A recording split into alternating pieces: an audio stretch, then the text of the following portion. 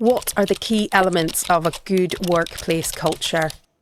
This is definitely a question that I think we get asked quite a lot, or a variation of it with clients. And it's a question that I always throw in a bit of caution before I respond or before I start to talk about it, because I think that it can put you close to being in the space of thinking that there is a culture cheat sheet, or there is one set of answers that are going to be applicable for everybody or every business. And actually, the reality of it is that a good workplace culture is going to be a good workplace culture for you and your business. It's going to be a culture that meets the needs of what you need as a business, those behaviours that you need to drive business outcomes, but also a culture that gives colleagues what they need to be happy, healthy, connected, and to thrive at work.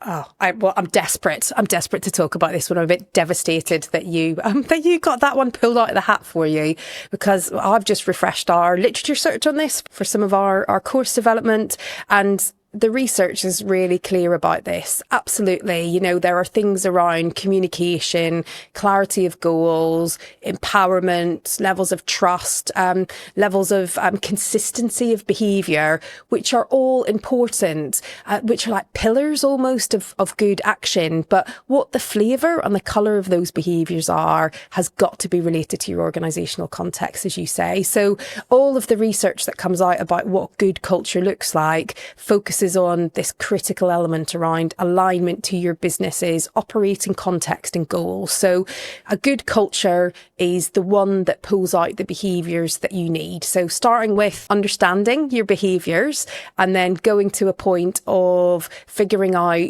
how much empowerment, what type of communication you need to pull out those behaviours. That'll allow you to actually impact your culture in a way that suits you, rather than implementing psychological safety training or coaching for managers training in a really productized, high compliance situation where it's going to fall flat because it was never needed in the first place.